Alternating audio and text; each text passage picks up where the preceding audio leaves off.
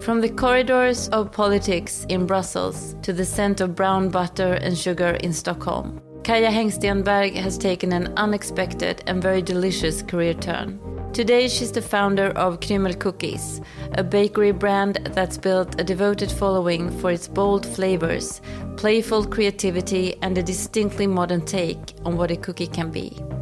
Kaja's approach blends curiosity, craft and a global palette, drawing inspiration from everything from childhood memories and Polish home cooking to spice markets, street food and the fine dining scene. In this episode of Pop Foodie Radio, we talk to Kaja about flavor, trends and brand building. How she went from political strategy to building one of our most talked about bakery brands. This is Pop Foodie Radio. I'm your host, Sofie Zettergren Bonnevier.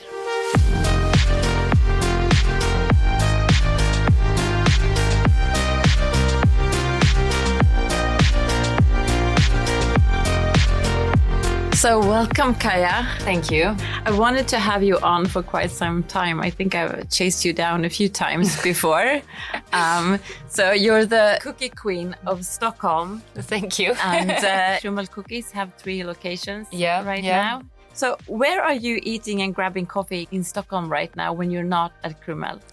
When I'm not at Krümel, it's very focused on stroller friendly right now since I had my daughter 5 months ago. So I have to rethink things. So I was really happy about when Studio Canteen opened. Marion's place. Yes, in November. Yeah. I just love it. I love all the drinks that she makes there and the pastries and the food and the coffee as well. Yeah. So that's where I'm getting my coffee often. Also, what's been your favorite?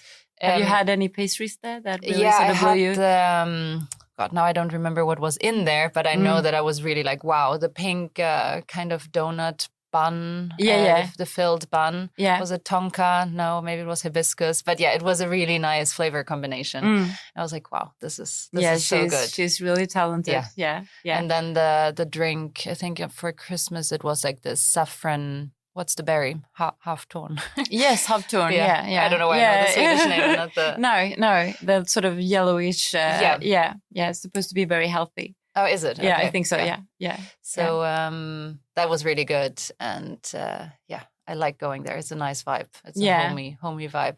And then if it has to be faster, then I like to go to Pascal here on Sturegatan because it's just a nice. Also, stroller and coffee. Yeah. How is the process when you sort of find new flavors for the cookies at Krümel? How do you work? And how often do you do something new? So I think basically my brain is constantly working. So whenever I'm on Instagram and I see a fun pastry or a fun dish, I go into my notes and I have this long list of cookie ideas. Yeah. And then I just add it. But sometimes it can be cherry and some vanilla cream, some pistachios and some rose water. And then I'm just rethinking, how can I include that from a cake how can I make it into a cookie? Or it could even be a really rich tomato tart with fennel seeds. I'm like, could I turn that into the cookie? So I feel like I'm constantly thinking how I could transform something. So I think there is not really a process. It's more of I get all the input I can from everywhere. From these days, it's mostly Instagram, I would say, and cafes in Stockholm and in places I go to. And then I try to... And you try it out. Yeah. But you've been really innovative with the flavorings with your cookies.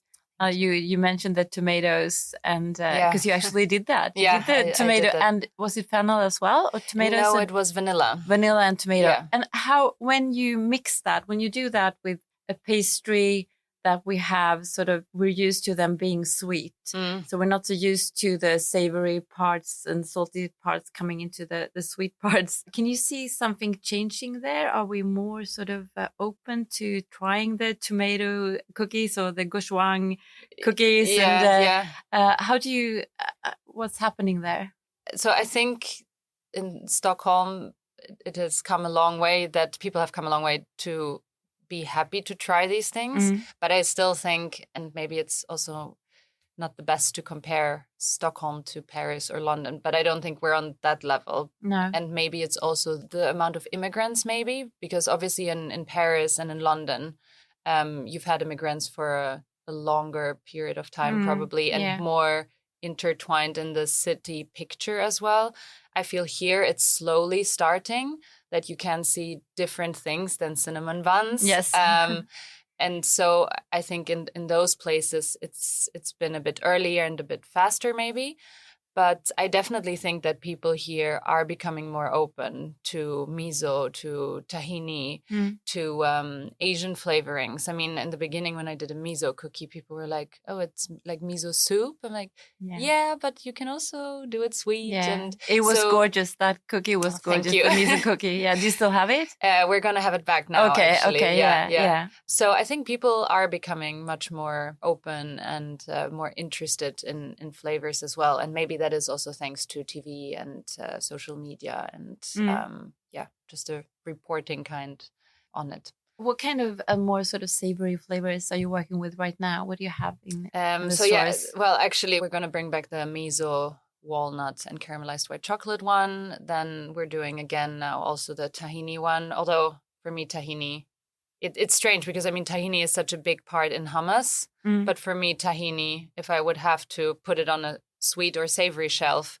it would always go onto the sweet shelf. Oh, really? Me because that's interesting. Because I don't know. For me, it's like it's in cakes, it's in pastries, it's in I don't know. I think I've seen was it a tahini date latte or something? Yeah. So I feel it's really going into that. Well, I mean, it makes sense because it has that nutty sort of flavor. People use it on like porridge and with sweet like syrups and stuff. Yeah. So I think that's the two flavors we have right now. Then I have some people who are rooting for savory cookies, but I don't think we're there yet to do an entirely savory cookie because I think people come into the shop and they want fika, they want something sweet. Yeah. If then I come out with like, I don't know, gochujang and spring onion cookie, maybe they will find it a bit, not weird, but that's maybe not something that they're expecting when they go into a cookie shop. But on the other hand, what I would love to experiment more is, I mean, there's been a lot of gochujang cookies over the past year on social media. I think there was this one New York Times recipe. Eric Kim's, yeah, exactly. I haven't tried it, but I would love to. I've seen a gochujang cookie in Paris as well. So yeah, maybe this year. Maybe I'll try it. This is the year of the gochujang cookie. Yes. We'll see. But so you're more working sort of sweet and salty right now. If you're bringing in the savory, you need the sweet part as well. Yeah, to sort of, I think the sweet needs to be the main component, kind of, and then the savory is just the little surprising note in there.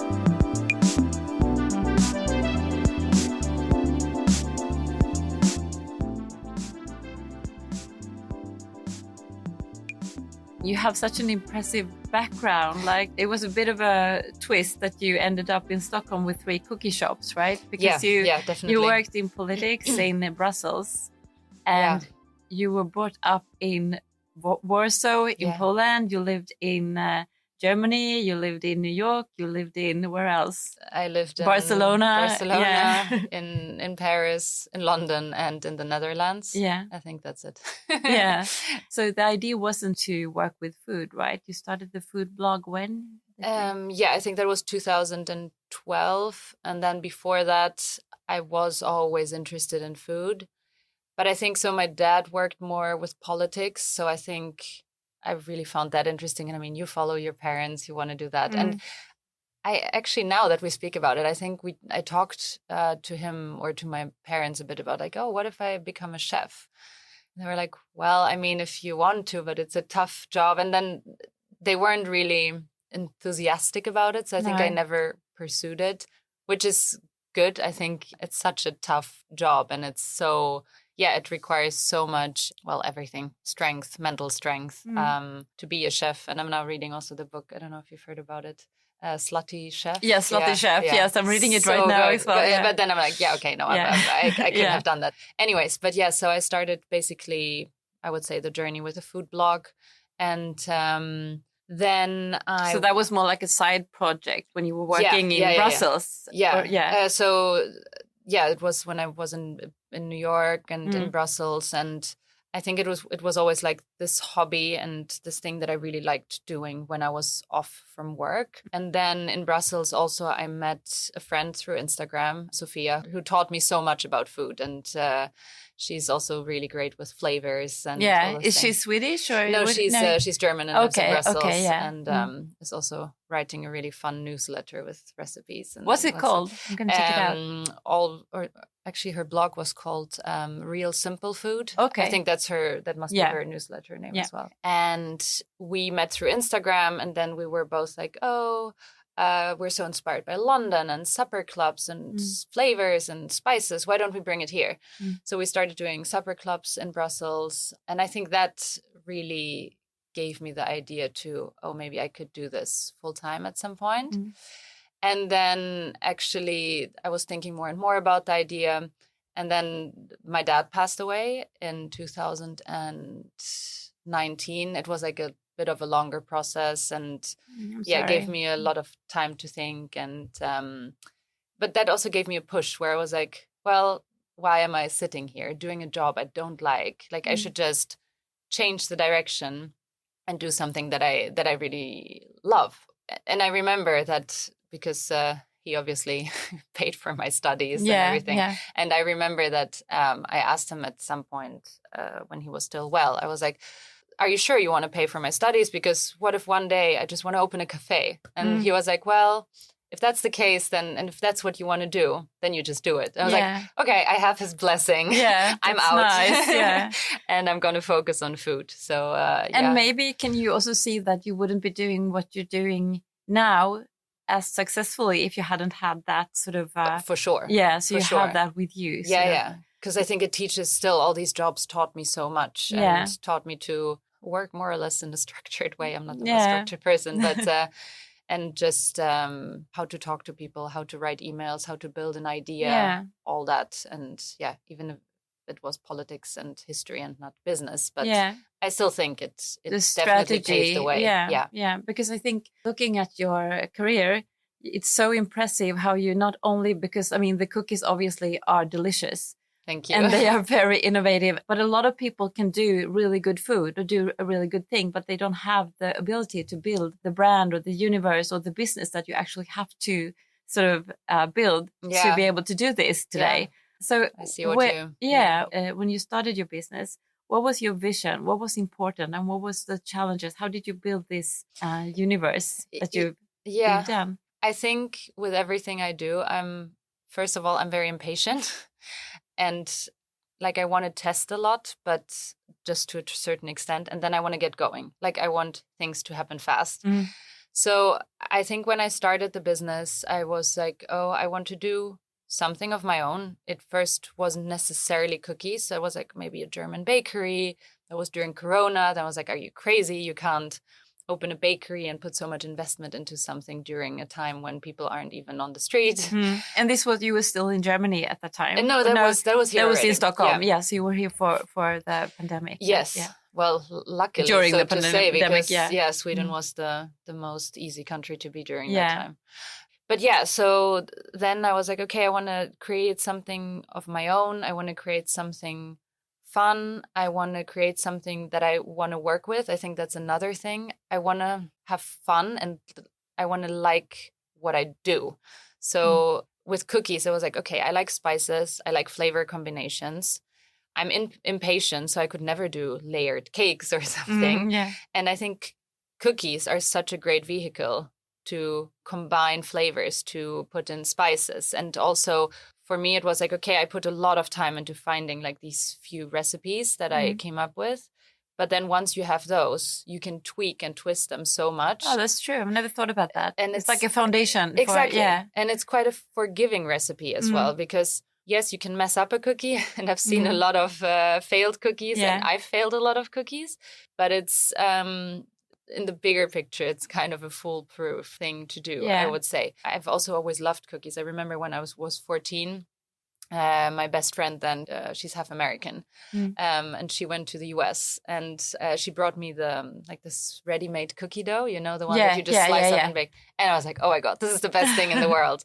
And I think since then I've always had a favorite cookie shop, a favorite place where I got my cookies. And this feeling that I got around cookies somehow. It was like a cozy, homey thing. You have it with your coffee. It's nothing big, but it somehow makes you happy and it makes your day in a way. Yeah. And this is also what I wanted to create a bit. I wanted to be like, okay, it's something that people maybe haven't eaten before here in Stockholm, or they've maybe eaten it abroad. Just something that makes them happy and that makes their day, but also to bring a product to the market that combines great flavors and great ingredients as well. This was a very long answer. I don't know. No, it's good. Question. No, it's so interesting. And it's also, I mean, it's so smart to use something that is already sort of known, that people know about, and they have these comforting sort of associations to, and it's nostalgic.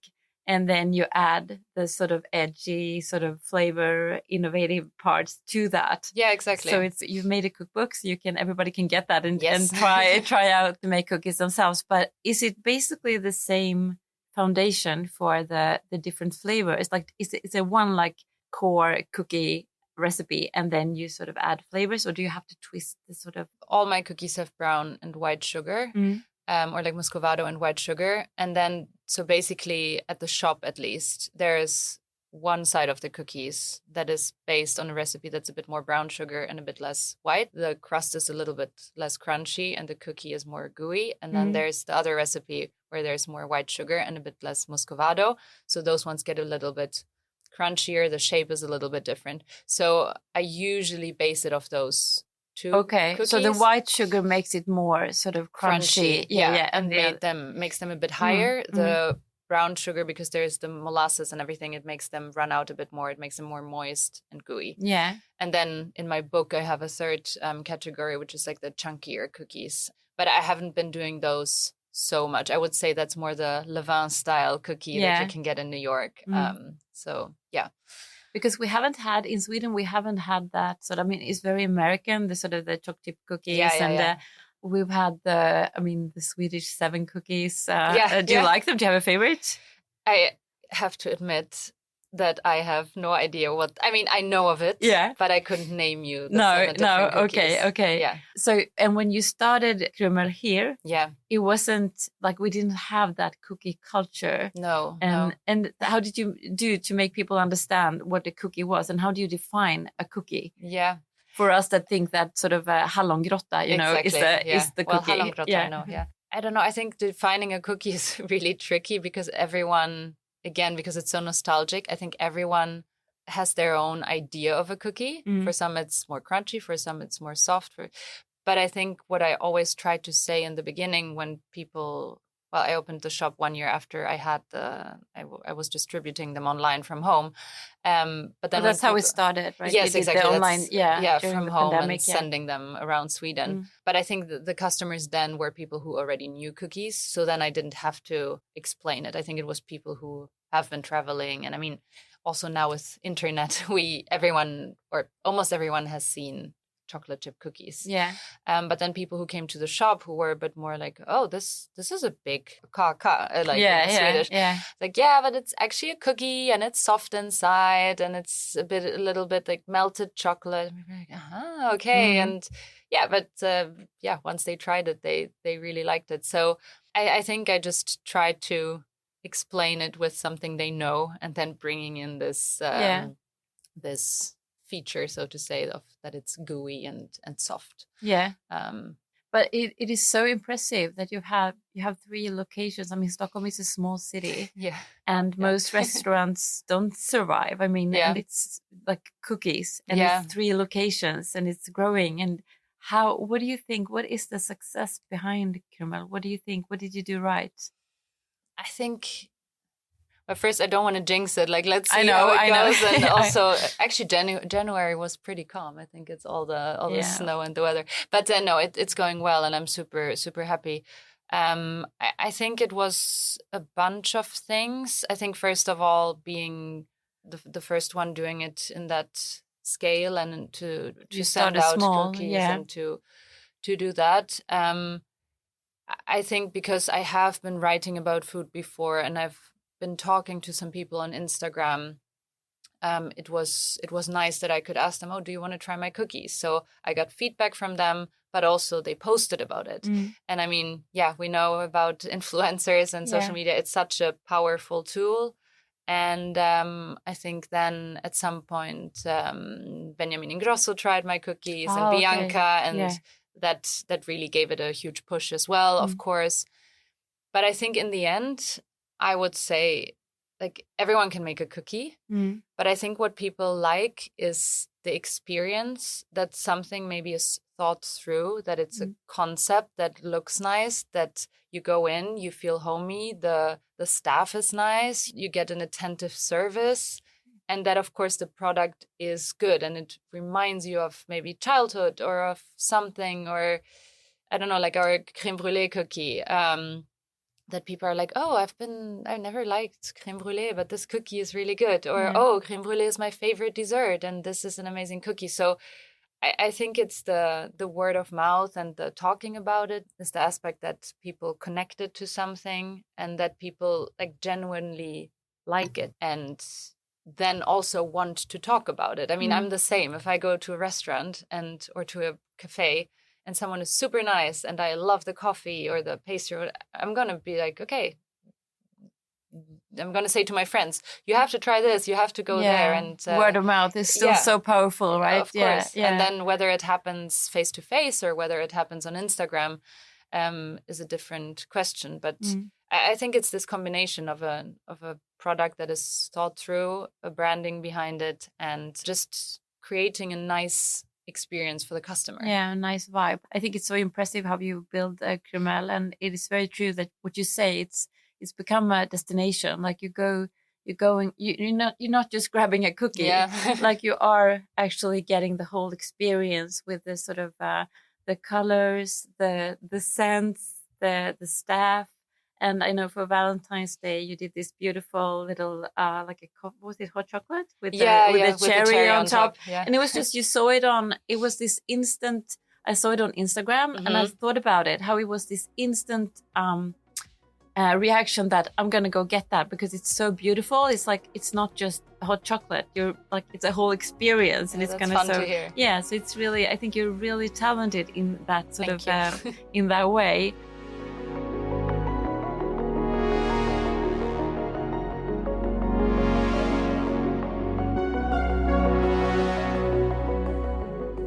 So, and I know you're also doing a lot of food content on your social medias. Yes. And I see a lot of Polish stuff right now because you grew up in Warsaw and because my mother is Polish. This is really sort of interesting to me. So what did you bring from your Polish upbringing or from your mother, taste-wise and flavor-wise, and how you, like, what food means to you? What is your sort of Polish take on that? Yeah. I think Polish food to me, or what food means to me, is something very homey, homemade, makes you feel nice and good, and brings you back to childhood.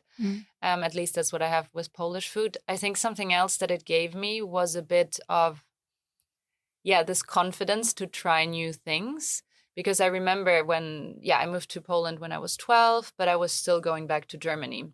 And where I live in Germany, I would say we don't have the most variety of dishes. So when I came back with talking about a Polish dish, or for example, there's this amazing rose petal jam in Poland. People were like, oh, what is this? And I feel I got really good at sort of defending ingredients and saying like, no, this is really good. And I feel this has really been a red thread through my life, where I'm like, no, you have to try this. And poppy seeds. They like things are a nice combination, maybe where you wouldn't think, or like the żurek, the fermented flour soup. Yes, I love it. But it's also funny because some people love it. One of my Swedish friends said it's like a Polish ramen. I was like, that's a great way to think of it. With a sausage and it's true. It's like a rice soup. Like it's I mean, it's very rich. Yeah, exactly. It's rich. It has like the cooked egg in it, and maybe that's why it reminded him also of ramen. But that was nice, the Polish ramen. Yeah. And but I remember my friends were like, "Oh, this is weird. This tastes sour." And of course, when you're 12, you're not the most open-minded to food. No. or most aren't. But yeah, I think that's what it gave me. And I feel maybe now I'm going back to it since I had a daughter in 5 months ago. And maybe this like having a child of my own brings me back to thinking about my own childhood, right? Yeah. And also in a way, I think I cook a lot at home, but I seldomly cook the same recipes. I don't know, today it's a dal, tomorrow it's kung pao chicken, then it's something from another cookbook. And I feel what I would love to do is to create some recipes that she could then cook in some years.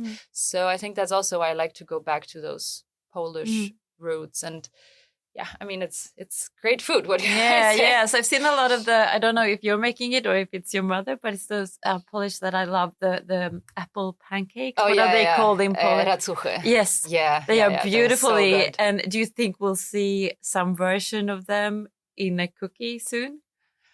I think it's a bit tricky maybe to do those as a cookie because I mean, they're kind of simple. It's like apples and in a pancake and you can make it in 10 minutes. So it's super fast. So maybe that per se in a cookie is a bit tricky. But on the other hand, maybe buckwheat or rose and that I think are really fun ingredients to work with in general. Would you see this too, that maybe the view on Polish food is sort of changing a bit? Like it's had a bit of a bad reputation. Yeah. That is maybe changing because Warsaw is becoming a sort of hotspot. And you see we were talking about this before, that on Instagram and on social medias, you see a lot of things from Warsaw that are sort of more like Berlin feel. Do you see like a rebranding of the Polish food? Yeah, for sure. Because I mean, I think now, so for example, my mom moved to Germany. I know I have a lot of friends whose parents moved to Germany or to Sweden. And I think their food was more home cooking. It was also maybe a bit like, oh, we want to adapt to Sweden. So we're not going to, like my mom still doesn't love speaking Polish loudly in Germany. And it makes me so mad. I'm like, don't speak German to me. Please speak Polish. Like be proud of it. And I think now the next generation, like me and other people, we really like to bring the Polish food forward and talk about it and talk about the great ingredients. And I think it's that and the pride that comes from the next generation, so to say, but also maybe that people travel more. And I think a lot of Polish people also come to Stockholm or to Copenhagen as well to work at great bakeries, learn, and then bring that back to Krakow or to Warsaw. And I think that's what's happening a lot as well. So I think it's a bit of a mix of cultures and of practices and things happening right now. But definitely, I think Warsaw is developing so much.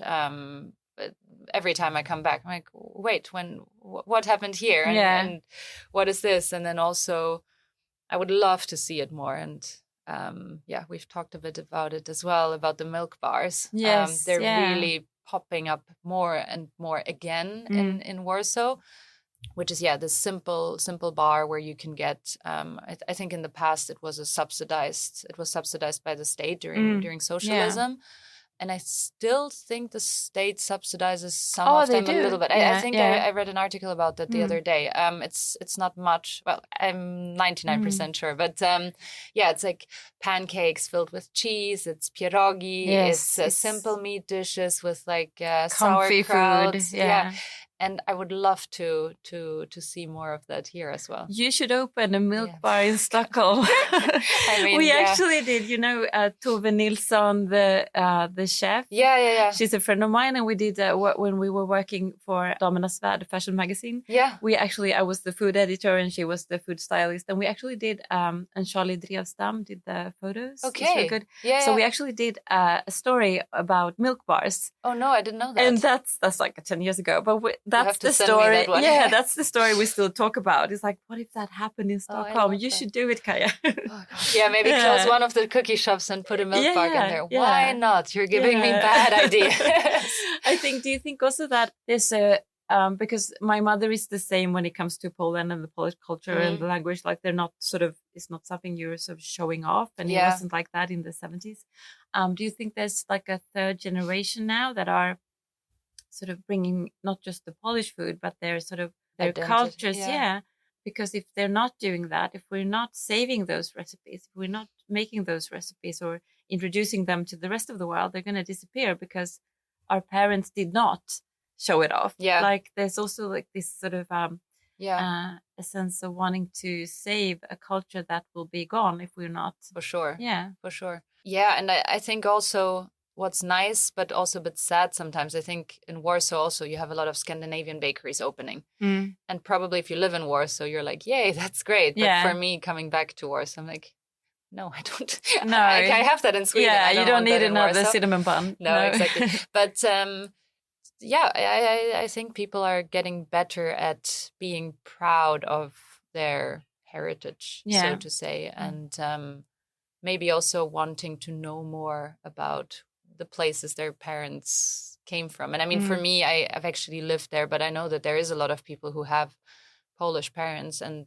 they haven't been there so much, but they really get this interest later at a stage of their life to dig into that again. Yeah. So it's fun to see. I love going to the Polish shop here by Sunday Eriksplan. There's one. Yeah. And it's so nice because you go in there and it's like a different world. Like, it's a different country.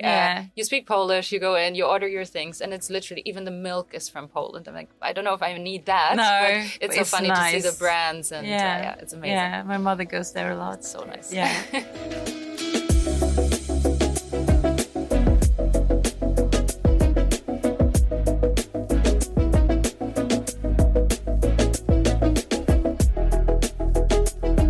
See for Krümel in the future now, like if it's not a milk bar, what do you wish for? What are you aiming at with that? How do you want to build the brand, and what are your dreams for the future? So I think for Stockholm, I'm done with opening shops. Yeah, you have 3. So I have 3. Yeah. I would more like to, keep the work as it is, keep coming up with new flavors, strengthening the brand maybe even more. I would love personally to learn a bit more about business, actually, because I'm driving this all by myself. My husband is helping me a little bit every here and there when it comes to the Swedish language. But I would love to learn a bit more about the business side, and rather than just, which is also good, the learning by doing, but really dive more into that. And I hope that I can experiment even more with flavors. I've been very ambitious with that in the beginning because I like, as I said, I like to bring flavors to people. But I had to slow down with it a little bit because it's like, okay, black sesame cookie, tahini cookie, miso cookie, tomato cookie. If you're like, okay, well, stop. Yeah. Did that happen? Like, did you feel that it was too much, or did you get the sense from your customers that, okay, they want the traditional? A bit both. Okay, yeah. Yeah. And I think also now with 3 shops, I have 18 employees. They're not all full-time, but you also need to, like, I'm still developing all the recipes. So I also need to explain it to them and to teach them. And if I would change the recipes as often as I would like to, it would take way too much time. So I'm trying to slow down a little bit and focus on one flavor at a time. But so I think experimenting more with flavors, strengthening the brand. And then right now we're looking a little bit into Copenhagen. Oh, wow. Yeah. We'll see. That's logic. It feels like Yeah. And we did 2 pop-ups there last year. And like, I'm not saying this to, how do you say, humble brag? No, but I was really like, oh God, what if no one turns up? Because still, it's Copenhagen. Like, I know that I have a good customer base in Stockholm and probably in Sweden. But Copenhagen, it's a different country. So I was like, okay, I'm going to put all my time into TikTok and Instagram. And I've never done paid ads on the Krümel Stockholm Instagram. On the Copenhagen one, I was like, okay, let's put, I don't know, 1,000 crowns into this. Just and get it out there. Just to get out there. So I think, how much do we plan with? 600 cookies a day or something? And we sold out within 1.5 hours. Wow. There was huge lines, and I was so stressed. I was like, oh my God. And of course, then some people didn't get cookies. Yeah. And I felt so bad about it. I mean, and on one hand, I was happy about it. But on the other hand, I also felt bad because, you queue, you want to. But then, there's a market there too. Yeah. And what kind of flavors did you bring? What was the... So the best sellers, which is the classic chocolate chip one with 62% chocolate. The creme brulee, which is from day one and still now the best seller with the vanilla cream filling and the caramelized sugar on top. The triple chocolate. And then both times we had one vegan option. So the first pop-up was the tahini hazelnut milk chocolate or vegan milk chocolate cookie. And the second time we did a strawberry hibiscus lime one. Yeah. So it was really fun too.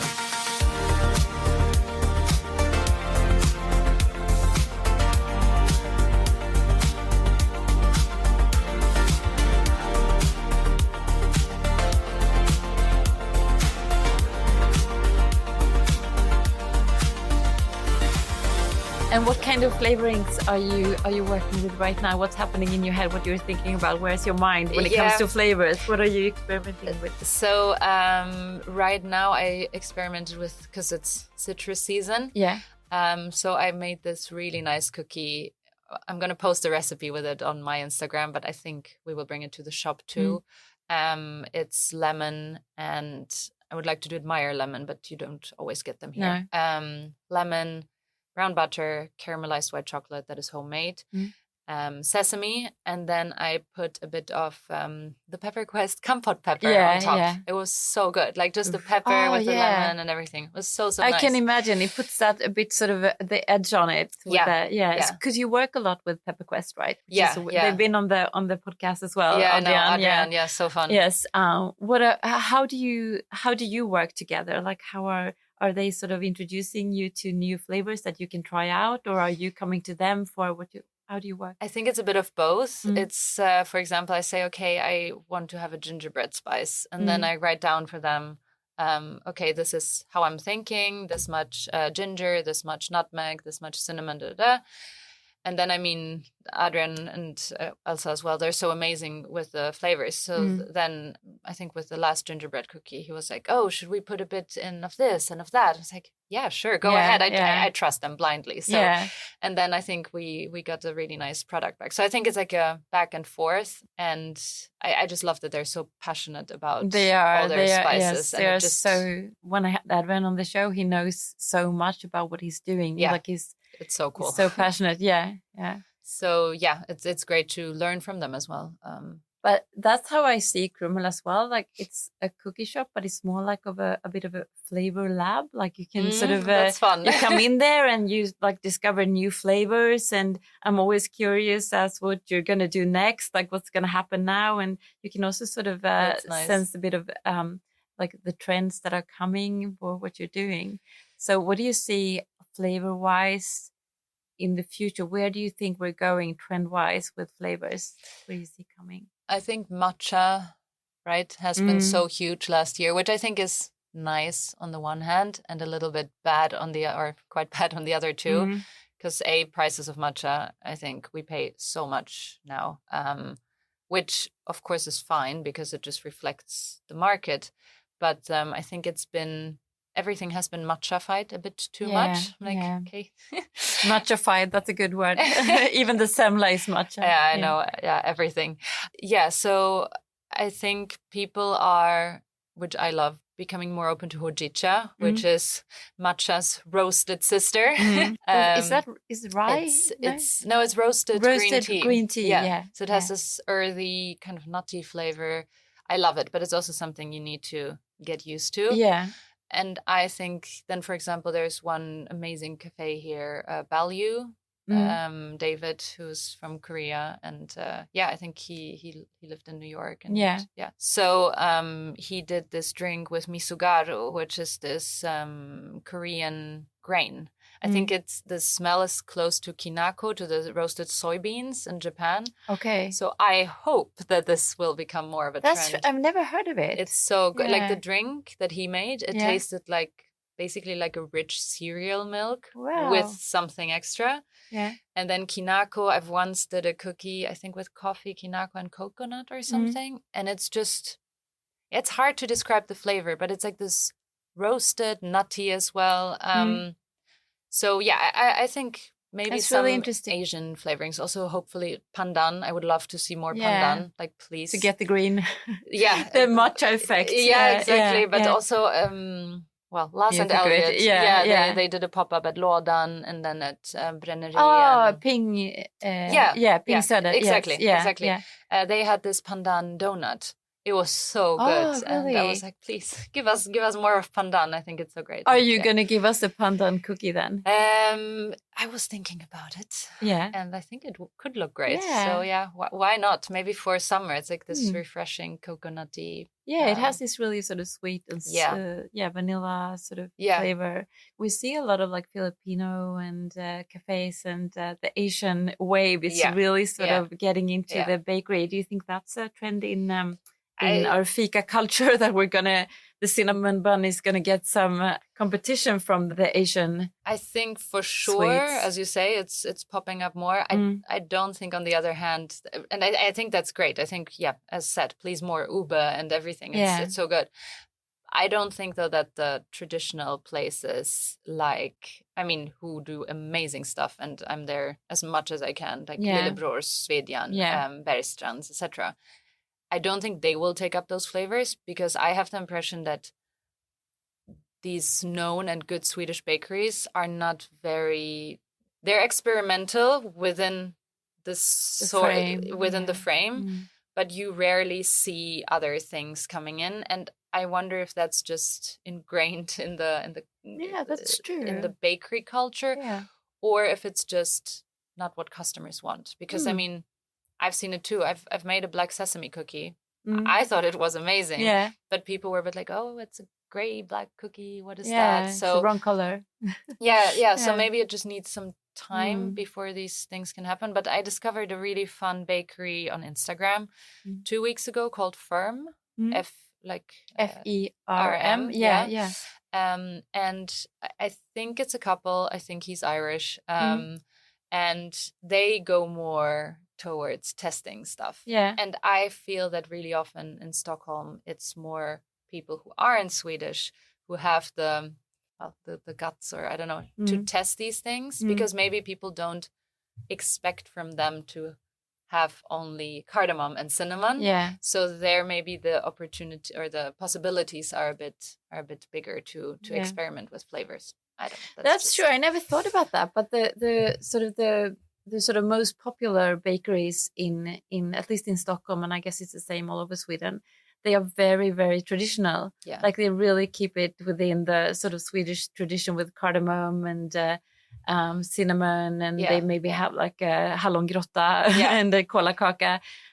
Whereas you go to other big cities, it's more like have you been to Radio Bakery in New York? No, but I follow them on Instagram. I've seen, because they are so good. they are great, but they also do this like really sort of they play so much with flavors, and that's not the thing. Is not that there is sort of this really trendy, edgy. That was not the thought from the beginning. Exactly. It's just it's a good bakery. And they are doing this. That is fun not things. happening. No. Maybe you're the only one doing that in Stockholm right now. I think there's a few other people as well. But it's fun though. Thank you for doing that. It's fun. Thank you. And I think it's great that those bakeries stick to the things as well, because as I said, if you go to Warsaw, you want to see the Karpatka and the Szarlotka and all that. But I think, why not have some things in addition? But also, still, if there's just an amazing cardamom bun, that's great too. I'm not saying we should change everything entirely, but I'm thinking also Utopie in Paris. They got rated the best baguette, I think last or 2 years ago, and they still have like an eclair with black sesame paste. And I think that's great. Like one product or two products that are a bit out of the ordinary, just to keep it a little bit fun. You can keep the core, and then just try out a few different things. But sorry if this is becoming too long, but I think that also in Sweden, for example, with the semla, a lot of people like their things traditional. Mm. Like just, for example, some older people, if they eat a semla with almond pieces around, they're like, no, this is not how it's supposed to be. Yeah. And then if you give them, I don't know, a matcha semla, yeah, okay, then it's like, they're out of there. Yeah. and I think also maybe you don't need to recreate the things that are there in a different flavor always. Maybe just have a completely different product, or do now something I'm else. just brainstorming, but no, but that's a good thought, that you can take some inspiration from the semla and do another thing. Like you don't have to do another pastry. Yeah, exactly. You don't have to do the semla with the. And how did the semel cookie do?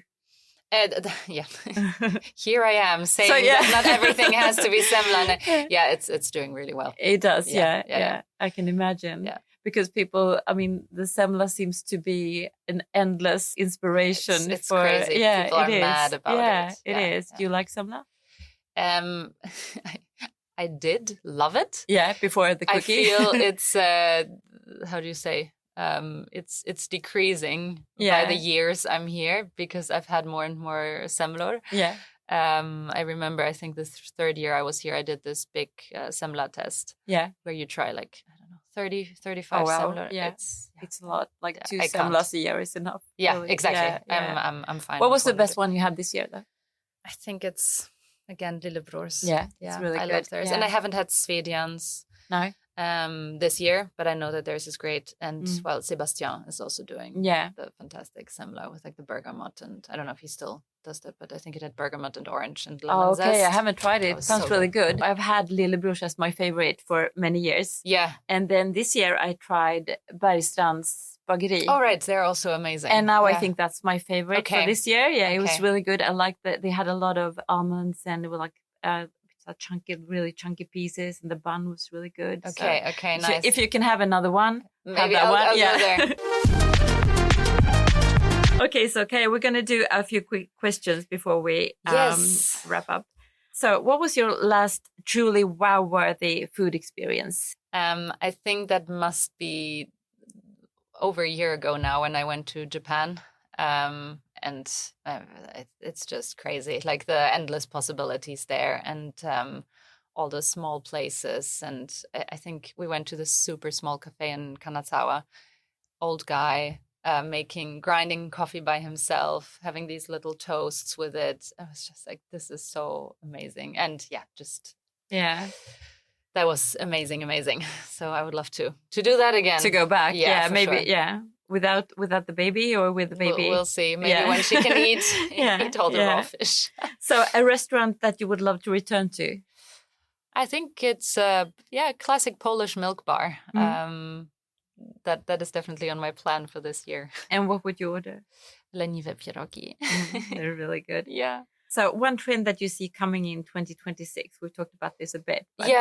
So maybe more Asian ingredients, and I actually think also more home-cooked food, like or hearty food that is less of the fusion sharing dishes, yada yada. Yeah, more like you get your own plate. Exactly. Yeah. Finally, please. Yes, don't take my food. I agree.